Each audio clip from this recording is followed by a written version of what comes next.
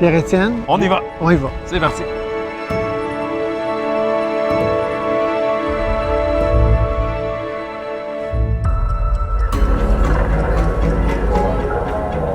Alors, on a eu une belle rencontre avec Hazelview. Corrado Rousseau. Ouais. Ouais.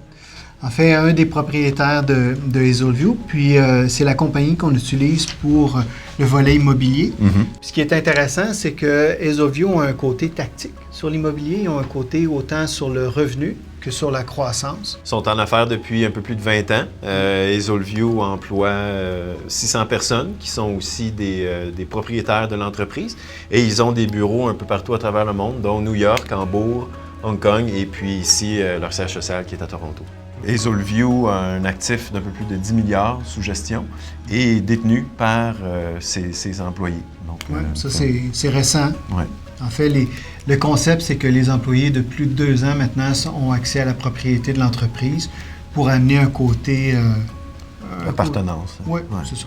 On a demandé à M. Rousseau, selon lui, les grandes tendances dans l'immobilier actuellement. Où est-ce qu'on en est? Puis, il y en a nommé 3. La première fait référence, dans le fond, au volet industriel de l'immobilier.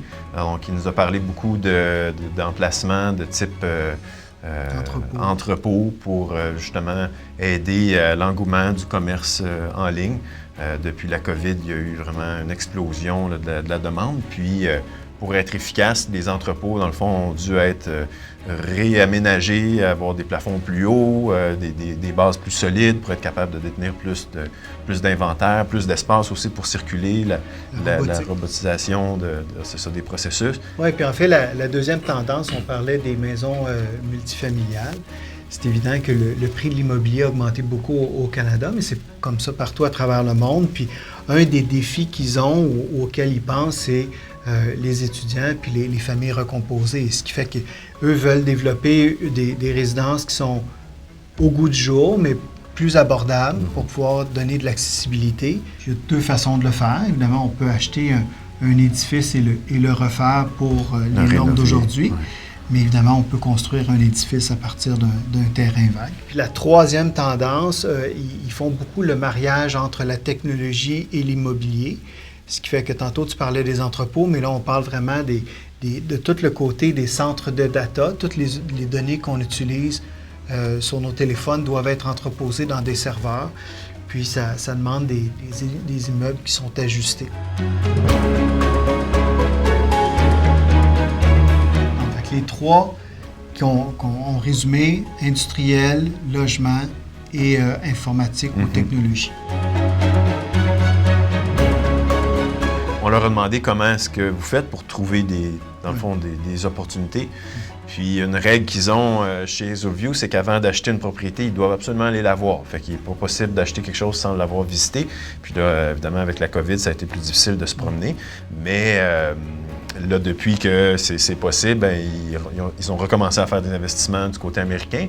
Mais ils ont aussi dans le fond, des possibilités du côté de l'Australie puis de la Nouvelle-Zélande. Puis ça, selon eux, c'est un marché qui est en développement, mais qui est assez semblable à celui qu'on a au Canada. Alors, ils voient beaucoup de potentiel de ce côté-là. Puis, bien évidemment, on leur a demandé au niveau des concepts ESG, où est-ce qu'ils se situent par rapport à ça. Bien, puis en fait, c'est l'ESG, quand tu es dans le résidentiel ou dans l'immobilier, il faut que ça soit un concept de base.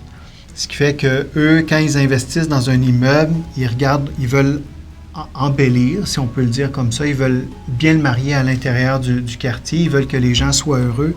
Ils veulent que les gens puissent, évidemment, venir puis avoir une belle qualité de vie.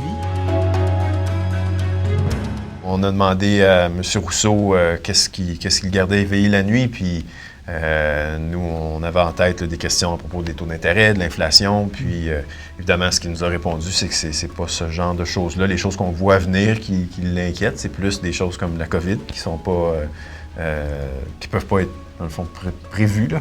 Ouais. Mais ça, tant que c'est prévisible, ils sont capables de bien gérer. Puis d'ailleurs, au niveau de l'inflation, c'est bon pour l'immobilier, donc ça crée une hausse des salaires, ça crée une demande plus élevée pour l'immobilier. Donc, les prix s'en vont à la hausse dans ce temps-là. Ouais. Ce qui fait que c'est une compagnie qu'on continue d'aimer beaucoup à l'intérieur de nos portefeuilles, qu'on va suivre pour vous. Ce qu'on adore faire, puis on espère que vous avez aimé la vidéo qu'on vous a préparée aujourd'hui.